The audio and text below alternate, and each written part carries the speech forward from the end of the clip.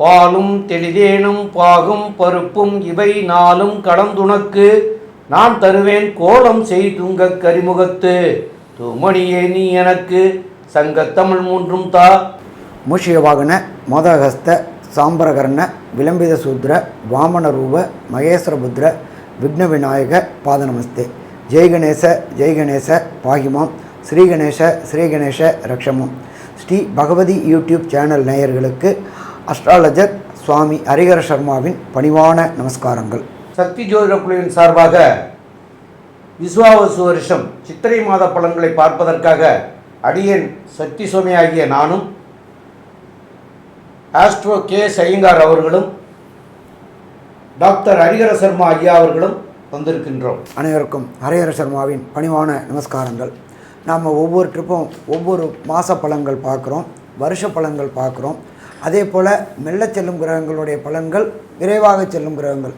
மெல்ல செல்லும் கிரகங்கள் அப்படின்றத பொறுத்தளவுக்கு அதிகமாக மெல்ல செல்லக்கூடிய கிரகம் சனிப்புத்திர பகவான். சனி பயிற்சி பலன்கள், ராகு கேது பயிற்சி பலன்கள், குரு பயிற்சி பலன்கள் இதெல்லாம் பார்த்துட்டு வந்திருக்கோம். இப்போ அந்த வருஷத்தில் இப்போ பார்க்க போகிறது நிகழும் மங்களகரமான விஸ்வாச வருஷம் சித்திர மாத பலன்களை பார்க்க போகிறோம். இப்போ இந்த சித்திர மாதம் அப்படின்றது விஸ்வாச வருஷத்தில் தொடங்குது. இந்த வருஷம் எப்போ தொடங்குது, இந்த மாதம் எப்போ தொடங்குது அப்படின்னு பார்த்தோம்னாக்க நிகழும் மங்களகரமான விஸ்வாச வருஷம் சித்திர மாதம் ஆங்கில தேதி 14/4/2025 உயர்ந்த கிழமையான திங்கக்கிழமையில் தொடங்குது. இது முடிகிறது அப்படின்றது 14/5/2025 வரையிலும் இந்த சித்திர மாதம் இருக்குது. சித்திர மாதம் அப்படின்னாலே நம்ம என்ன சொல்லுவோம், அக்னி நட்சத்திர தோஷ ஆரம்பம் அப்படின்றதையும் சொல்லுவோம். நம்ம அந்த காலகட்டங்களில் பொறுத்தளவுக்கு முன்னோர்களும் மூத்தோர்களும் பெரியோர்களும் என்ன பண்ணுவாங்க, திருமணமான தம்பதிகளை ஆடி மாதத்தில் சேர வேண்டாம்னு சொன்னக்கூடிய காரணம் என்ன அப்படின்னாக்க, ஆடியில் கூடினா சித்திரையில் குழந்தை பிறக்கும், சித்திரையில் அக்னி நட்சத்திரம் அந்த குழந்தையோட உடம்பு சூடு தாங்காது அப்படின்றனால நம்மளுடைய முன்னோர்களும் மூத்தோர்களும் ஒவ்வொரு மாதத்துக்கும் ஒவ்வொரு காரியங்களும் ஒவ்வொரு நற்பலன்களையும் சொல்லிட்டு இருந்தாங்க. அப்படி பார்க்குற காலகட்டங்களில் இந்த சித்திர மாதம் ஏற்படக்கூடிய நிகழ்வுகள், முக்கியமான நிகழ்வுகள் என்னென்னன்றதை ஃபஸ்ட்டு பார்க்கலாமா? ஃபஸ்ட்டு 23/4/2025 வாஸ்து நாள். வாஸ்து நாள் அப்படின்றது வருஷத்துக்கு 8 நாள் தான் வரும். அப்போ வாஸ்து புருஷர் கண் விழிக்கக்கூடிய நேரம், நம்ம அந்த வாஸ்து பூஜை பண்ணக்கூடிய நேரம் காலையில் 8:04லேருந்து 9:34க்குள்ளார வாஸ்து பூஜை போடக்கூடிய நேரம். சரி, அதுக்கு அடுத்தது என்ன அப்படின்னு பார்த்தோம்னாக்க 25/4/2025 திருவண்ணாமலையில் ஸ்ரீ ரமண மகரிஷி பிறந்த 75வது ஆராதனை தினம் அந்த 25/4 கொண்டாடப்படுது. சரி, அதுக்கு அடுத்தது பார்த்தோம் அப்படின்னு சொன்னாக்க 27/4/2025 சித்திர மாதம் வரக்கூடிய அமாவாசை தினம். அதுக்கு அடுத்தது பார்த்தோம் அப்படின்னாக்க 30/4/2025 நம்ம எல்லாருமே, அதாவது நம்ம கொண்டாடுறோமோ இல்லையோ நகைக்கடைக்காரங்க கண்டிப்பாக அதை கொண்டாடுவாங்க. அது என்ன அப்படின்னாக்க அக்ஷய திருதியை. சூரியனும் சந்திரனும் சம உச்ச காலகட்டங்களில் வர்றதுக்கு அக்ஷய திருதியை. இந்த அக்ஷய திருதியை பற்றி நாங்கள் தனியாக ஒரு வீடியோ போடுறோம். இப்போ அந்த அக்ஷய திருதியை வரக்கூடிய காலகட்டங்கள் 30/4/2025. பொன்னாப்டாலும் புதன் ஆப்பிடாது அப்படிம்பாங்க. அப்படியேற்பட்ட புதந்தமான புதன்கிழமையில் வருது அக்ஷய திருதியை. அதுக்கு அடுத்தது பார்த்தோம்னாக்க 4/5/2025 எப்பொழுதுமே பார்த்தோம்னாக்க சூரியன் பரம உச்சத்தில் வர்றது மேஷத்தில். அந்த பரம உச்சத்தில் வர்றது தான் அக்னி நட்சத்திர தோஷ ஆரம்பம். இந்த அக்னி நட்சத்திர தோஷ ஆரம்பத்தில் எந்த விதமான சுபகாரியங்களும் நம்மளுடைய சார்ந்தவங்க கொண்டாட மாட்டாங்க. இந்த அக்னி நட்சத்திரம் 4லேருந்து 21 வரலும் இருக்குது. அது வைகாசியில் வந்துடுது. அப்போ அக்னி நட்சத்திர தோஷ ஆரம்பம். சரி, அதுக்கு அடுத்தது பார்த்தோம் அப்படின்னாக்க 12/5/2025 திங்கக்கிழமை. எல்லா பௌர்ணமிக்கும் ஒவ்வொரு விசேஷ தினங்கள் உண்டு. இந்த சித்திர மாதம் வரக்கூடிய பௌர்ணமிக்கு பேர் சித்ரா பௌர்ணமி அப்படின்னு பேர். அதை தவிர இந்த காலகட்டங்களில் மதுரையில் கள்ளழகர் ஆற்றில் இறங்கக்கூடிய காலகட்டம். வரலாறு புகழ்பெற்றது, உலக புகழ்பெற்ற மதுரையில் உள்ள கள்ளழகர் ஆற்றில் இறங்கக்கூடிய நாள் அந்த 12/5/2025 திங்கக்கிழமை. சரி, இதுக்கு அடுத்தது இந்த விஸ்வாச வருஷம் சித்திர மாதம் பிறக்கக்கூடிய நாட்களில் என்னென்ன கிரகங்கள் எந்தெந்த இடத்துல இருக்குது அப்படின்றத பார்ப்போம்.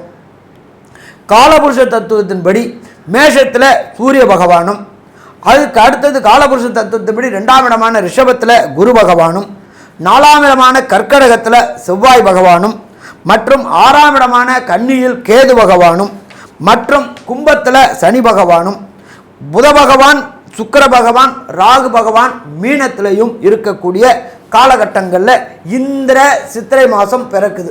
இந்த சித்திரை மாதத்தில் விசேஷங்கள் அப்படின்றது சொன்னோம். இதில் இந்த காலகட்டங்களில் 2 மெல்ல செல்லும் கிரக பயிற்சிகள் இருக்குது. அந்த 2 கிரகங்கள், ஒன்று ராகு, இன்னொன்று கேது, அடுத்தது குரு பயிற்சி. இதை பற்றி நம்மளுடைய அஸ்ட்ரோ KS ஐயங்கார் அவங்க விரிவாகவும் விளக்கமாகவும் சொல்லுவாங்க. ஐயா, அற்புதமாக சொன்னீங்க. அதாவது விஸ்வாவசு வருஷத்தின் முதல் மாதமான சித்திரை மாதத்தில் பார்த்தீர்களேயானால் வரக்கூடிய கிரகச்சாரங்களில் மிக முக்கியமான கிரகச்சாரம் அப்படின்னு கிரக கோள் சாரம் அப்படின்னு சொல்லக்கூடியது வந்து ராகு கேத்துவின் பெயர்ச்சி 26/4/2025 வருது. இது வந்து ஒரு பெரிய மாற்றத்தை ஏற்படுத்தக்கூடிய நிகழ்வு. ஏன்னா ராகு கேத்துன்றது வந்து 1.5 வருஷத்துக்கு ஒரு தரம் ஒரு ராசியிலிருந்து அடுத்த ராசியில் மாறக்கூடியது. இப்போ நம்ம மாத கிரகங்களை பற்றி பேசுகிறோம், அதாவது சித்திரை மாதத்தை பற்றி பேசுகிறோம். எப்படியும் ராகு கேத்து பயிற்சியின் தனியாக வீடியோ போடுவோம். அதை தவிர குரு பயிற்சியும் நடக்கிறது. குரு பயிற்சி 11/5/2025 நடக்கிறது. குரு ரிஷப ராசியிலிருந்து மிதுன ராசிக்கு போகிறார். ராகுவும் கேத்துவும் பார்த்தோம்னா ராகு மீன ராசியிலிருந்து அப்பிரதட்சணமாக சுற்றுவார். அதனால் வந்து கும்பத்துக்கும், கேத்து கன்னியா ராசியிலிருந்து சிம்ம ராசிக்கும் வரார். இந்த மாதம் சித்திரை மாதத்தில் இருக்கக்கூடிய மாத கிரகங்களில் என்ன விசேஷம் அப்படின்னு பார்த்தோம்னா சுக்கிரன் வக்கர கதியில் இருக்கக்கூடிய சுக்கிரன் 4 நாட்கள் மட்டுமே இந்த மாதம் பிறந்ததுலேருந்து வக்கரத்தில் இருக்கார். அதுக்கப்புறம் வந்து சுக்கிரன் உச்சம் பெற்று போய் இருக்கார். இதற்கு மேலே பரிவர்த்தனை யோகமும் வருது. குருவும் சுக்கிரனும் இந்த மாதம் மொத்தம் பரிவர்த்தனை யோகத்தில் இருக்கக்கூடியது பெரிய விசேஷம். ஏன்னா 11ஆம் தேதி 11/5 தான் மாறுறார். அதனால் மாத கடைசி சித்திரை மாத கடைசியில் தான் குரு பெயர்ச்சி வருது. அது வரலும் வந்து பரிவர்த்தனை யோகத்தில் ஆட்சி பெற்றதற்கு சமமாக குருவும் சுக்கிரனும் அவரவர்கள் வீட்டில் ஆட்சி பெற்றதற்கு சமமாக இருக்கக்கூடிய காலகட்டம். இதில் வந்து சுக்கிரன் வந்து உச்சம் பெற்று போய் இருக்கார், வக்கர நிவர்த்தியும் அடைகிறார். பெரிய விசேஷம். அடுத்தது பார்த்தீங்கன்னா புதன் வந்து இந்த மாதம் மொத்தமே பார்த்தீங்கன்னா ஒரு 15 தேதி வரலும், இந்த மாதத்தினுடைய 15 தேதி வரலும், அதாவது 30/4/2025 வரலும் பார்த்தீங்கன்னா புதன் மீன ராசியில் நீச்சப்படுறார். என்ன சார் இது நீச்சப்படுறாரே புதன்னா, நீச்ச பங்கம் அடைஞ்சு ராஜயோகத்தை கொடுக்கக்கூடிய காலகட்டமாக இந்த சித்திரை மாதம் அமையிறது. எல்லா ராசிக்காரர்களுக்கும் பெரிய ஏற்றத்தை கொடுப்பார். கல்விக்கு அப்படின்னு சொல்லிங்கன்னாலே புதனை எடுக்காமல் இருக்கவே முடியாது. எந்த ஒரு நுண்ணறிவு சம்பந்தப்பட்ட எந்த ஒரு என்ன சொல்கிறது ஒரு விஷயங்களை எடுத்து நுண்ணறிவு செய்து பார்க்கணும் அப்படின்னாலே அதுக்கு புதனுடைய இது வேணும். புதன் இப்போ நீச்சப்பட்டிருந்தாலும் நீச்ச பங்கம் அடைகிறதுனால மிகப்பெரிய ராஜயோகத்தை கொடுக்கக்கூடிய வல்லமையில் இந்த மாதத்தில் இருக்க. சரி, அதற்கு அடுத்து உண்டான இன்னொரு கிரகம் பார்த்தேனால் சூரியன் உச்சம் பெற்று போயிருக்கார். இந்த மாதம் வந்து சித்திரை மாதம் எப்போவுமே மேஷத்தில் சூரியன் உச்சம் பெற்று போயிருக்கார். செவ்வாய், சூரியனுக்கு வீடு கொடுத்த செவ்வாய், அதாவது மேஷத்தினுடைய அதிபதியான செவ்வாய் பார்த்தோம்னா இந்த மாதம் மொத்தம் நீச்சப்பட்டு போயிருக்கார். இது வந்து இந்த மாதத்தினுடைய கோள் சாரத்தினுடைய முக்கியமான நிகழ்வுகள். ஏன்னா புதன் நீச்ச பங்கம் அடைகிறார், சுக்கிரன் உச்சம் பெற்று போயிருக்கார், பரிவர்த்தனை யோகம் அடைஞ்சிருக்கார். அதை தவிர செவ்வாய் நீச்சம் பெற்று போயிருக்கார். செவ்வாய் வீட்டில் இருக்கக்கூடிய சூரியன் உச்சம் பெற்று போயிருக்கார். இதெல்லாம் வச்சு இந்த மாதத்தில் வரக்கூடிய மாற்றங்கள் ஒரு ராசிக்கும் எந்த அளவுக்கு ஏற்றத்தை கொடுக்கும், எந்த அளவு ஏமாற்றத்தை கொடுக்கும் அப்படின்றத மேஷம் முதல் மீனம் வரை ஒன்றொன்றாக இப்போ பார்க்கலாம். அன்பார்ந்த மிதுன ராசி அன்பர்களே, மிதுன ராசிக்கு அதிபதி புத பகவான். 1க்கும் 4க்கும் உடைய புத பகவான் 10ஆம் இடத்துல நீச்சம் அடைஞ்சிருக்கார். என்ன சாமி ஆரம்பிக்கும் போதே நீச்சம் அடைஞ்சிட்டார்னு ஆரம்பிக்கிறீங்க? அதில் அடுத்த ப்ளஸ் ஒன்று இருக்குது. உங்களுடைய 5க்கும் 12க்கும் உடைய சுக்கிர பகவான் உச்சம் பெற்று நீச பங்க ராஜயோகம் பெற்றிருக்கார்.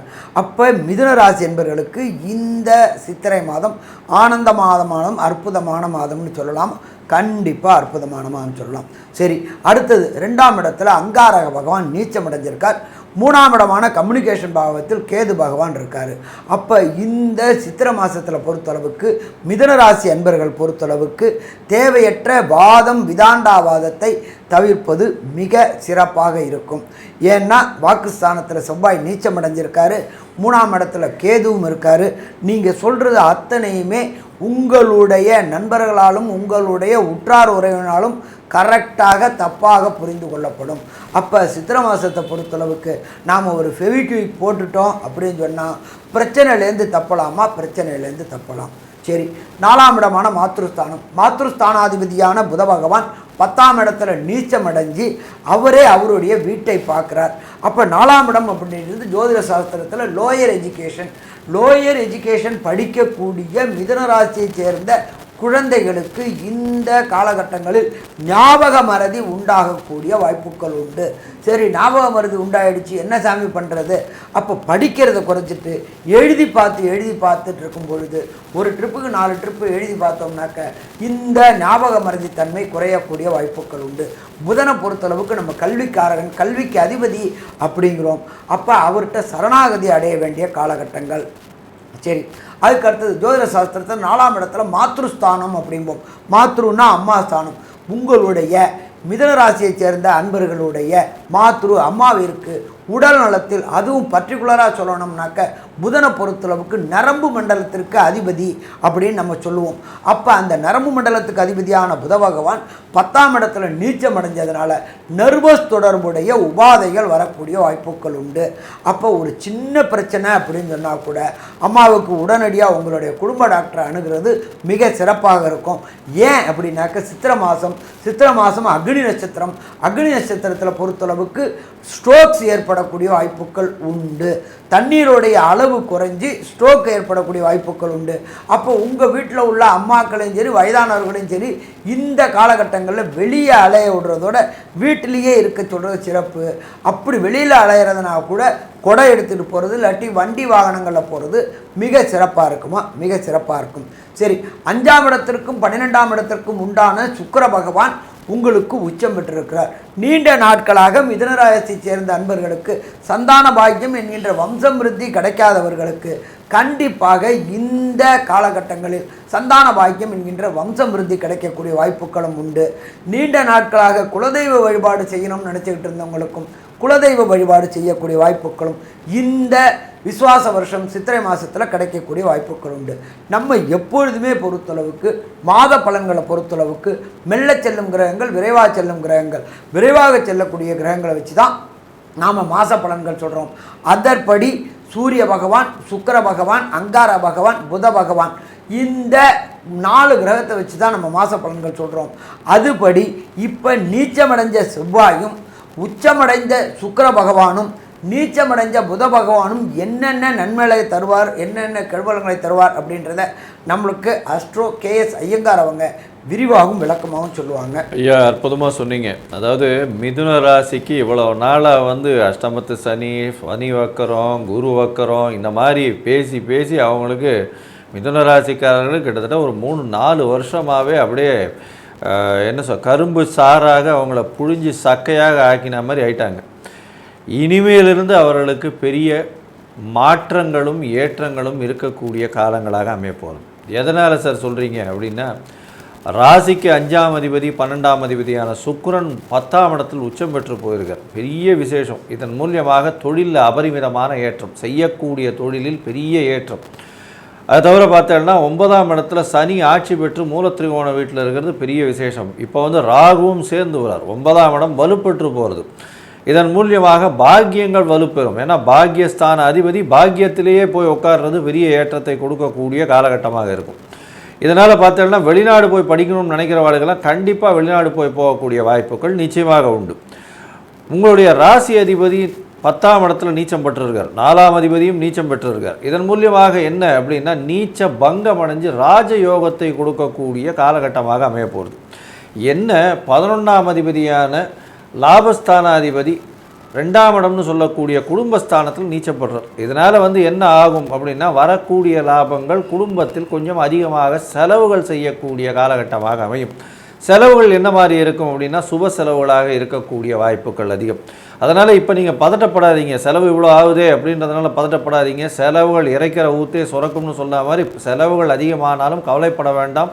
பண வரவிற்கு பஞ்சமே இருக்காது, பணம் வந்து கொண்டே இருக்கும். ஏன்னா லாபாதிபதி தனஸ்தானத்தில் போய் உட்கார்றது பெரிய விசேஷம். அதனால் கையில் வந்து எப்போவுமே பைசா புரளக்கூடிய காலகட்டமாக அமைய போகிறது. இந்த மாதம் பார்த்தாலேயானால் உங்களுடைய ராசிக்கு 2ஆம் இடத்துல வந்து செவ்வாய் இருக்கிறதுனால சற்று தடித்த வார்த்தைகள் பேசக்கூடிய வாய்ப்புகள் நிச்சயமாக உண்டு. அதனால் வந்து பணம் செலவழிகிறதுன்னு பயப்படாதீங்க. நிச்சயமாக பெரிய ஏற்றம் கிடைக்க போகிறது. உங்களுக்கு பதவி உயர்வு வரும். பதவி உயர்வின் மூலமாக பொருளாதாரம் ஏறக்கூடிய வாய்ப்பு உண்டு.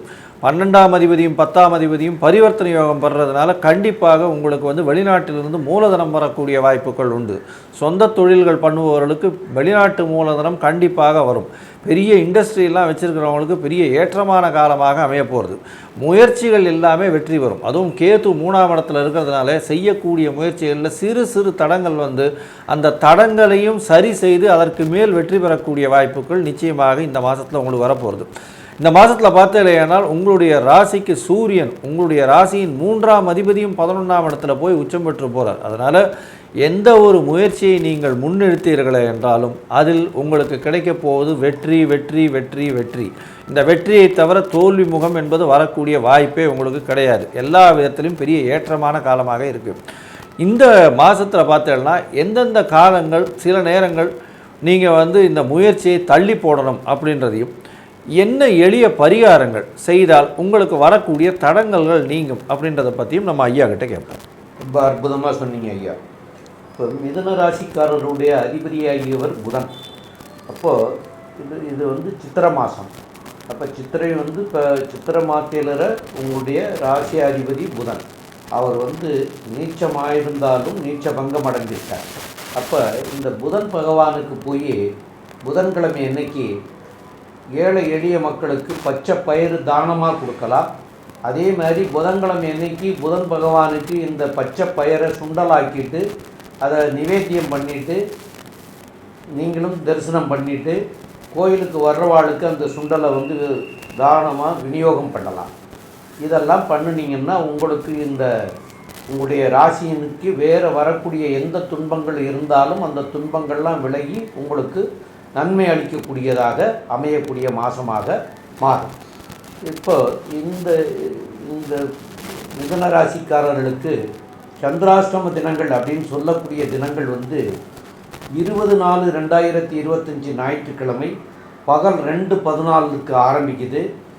21/4/2025 திங்கட்கிழமை, 24/4/2025 செவ்வாய்க்கிழமை இரவு 8:05 வரைக்கும் உங்களுக்கு வந்து சந்திராஷ்டமம் இருக்கிறது. இந்த சந்திராஷ்டம தினங்களில் புதிய முயற்சிகள் எதுவுமே செய்ய வேண்டாம். அதே போல் பிரயாணங்களும் செய்ய வேண்டாம். இதெல்லாம் வந்து இந்த பிரயாணமும் புதிய முயற்சியும் செய்தீங்கன்னா அதில் சில குளறுபடிகள் நடந்து அதனால் வந்து ஒரு 6 மாதமோ 1 வருஷமோ கழித்து அதனுடைய பின் விளைவுகள் வரும். அந்த பின் விளைவுகள் வந்து பெருத்த கஷ்டத்தையோ நஷ்டத்தையோ கொடுக்க செய்யும். அப்போ அதையெல்லாம் இப்போவே நீங்கள் இந்த நாட்களை தவிர்த்துட்டீங்கன்னா அதெல்லாம் வராது. இது வந்து முன்னெச்சரிக்கையாக நம்ம இருக்கிறதுக்கு சமம். அதனால் இந்த நாட்களை தவிர்க்கிறது மிக மிக அவசியமானது. இந்த நாட்களை தவிர்த்துக்க மேலும் உள்ள விவரங்களை நம்முடைய ஆஸ்ட்ரோ கேஎஸ் ஐயங்கார் அவங்க சொல்லுவாங்க. ஐயா, மிதுன ராசிக்கு மிகப்பெரிய ஏற்றம் கிடைக்கக்கூடிய காலகட்டமாக அமைய போகிறது. ராசிநாதன் நீச்சப்பட்டாலும் கண்டிப்பாக நீச்ச பங்கம் அடைகிறதுனால எல்லா விதத்திலும் வெற்றி. ராசிக்கு 12/5 அதிபதி அப்படின்னு சொல்லக்கூடிய சுக்கிரன் உச்சம் பெற்று போயிருக்கிறதுனால புதிய பதவி புகழ் அந்தஸ்து கௌரவம்லாம் வரும். குழந்தை பிராப்தி ஏற்படக்கூடிய பாக்கியம் உண்டு. தொழிலில் பெரிய மாற்றம் ஏற்றம் இருக்கக்கூடிய காலகட்டமாக அமையும். போட்டிகளில் சற்று ஈடுபட வேண்டாம். ஏன்னா போட்டி ஸ்தான அதிபதியான செவ்வாய் நீச்சப்பட்டு போயிருக்கார். அதனால் வந்து இது பண்ண தேவையில்லை. கொஞ்சம் பொறுமையாக இருக்கிறது நல்லது. வெளிநாட்டில் போய் படிக்கக்கூடிய யோகம் உண்டு. பாக்கியங்கள் வெளிநாடு போய் வரக்கூடிய படிப்பிற்காக போய் வரக்கூடிய வாய்ப்புகள் நிச்சயமாக உண்டு. வெளிநாட்டிலிருந்து மூலதனம் வரக்கூடிய வாய்ப்புகள் மிகவும் அதிகம். அதாவது பிஸ்னஸ் பண்ணுறவங்களுக்கு வெளிநாட்டு மூலதனம் கண்டிப்பாக வரும். அது தவிர பார்த்தாலேயானால் பார்ட்னர்ஷிப், அதாவது கூட்டு தொழிலில் பெரிய வெற்றி கிடைக்கக்கூடிய வாய்ப்புகள் நிச்சயமாக இருக்கும். தாயின் உடல்நிலையில் சற்று பின்னடைவு இருக்கக்கூடிய வாய்ப்பு உண்டு. தந்தையின் உடல்நிலையில் நல்ல ஒரு ஏற்றம் இருக்கக்கூடிய காலகட்டமாக அமையும். உங்களுடைய உடல்நிலை நல்ல ஒரு ஏற்றத்தோடு இருக்கக்கூடிய வாய்ப்புகள் உண்டு. பண வருமானத்திற்கு பஞ்சம் இருக்காது. தொழிலில் அபரிமிதமான வெற்றி இருக்கும். சுப செலவுகள் உண்டாகக்கூடிய காலகட்டமாக அமைய போகிறது. மொத்தத்தில் பார்த்தாலேயானால் இந்த மிதுன ராசிக்காரர்களுக்கு நல்ல ஏற்றமான காலமாக இருக்கும். இருப்பினும் பேச்சில் மிகவும் கடுமை இருக்கும். ஜாகிரதையாக பேசுறது நல்லது. குடும்பத்தில் ஒருவருக்கொருவர் பேச்சுக்களில் ரொம்ப ஜாகிரதையாக இருக்கிறது ரொம்பவும் நல்லது. வரக்கூடிய பணம் அதிகமாக செலவு செய்யக்கூடிய காலகட்டமாக அமையப்போகிறது. இந்த காலகட்டத்தில் விஸ்வாவசு வருஷம் சித்திரை மாதம் நல்ல ஒரு ஏற்றமான மாதமாக இந்த மிதுன ராசிக்காரர்களுக்கு அமையும் அப்படின்னு சக்தி ஜோதிட குழு சொல்லுது. நன்றி, நமஸ்காரம்.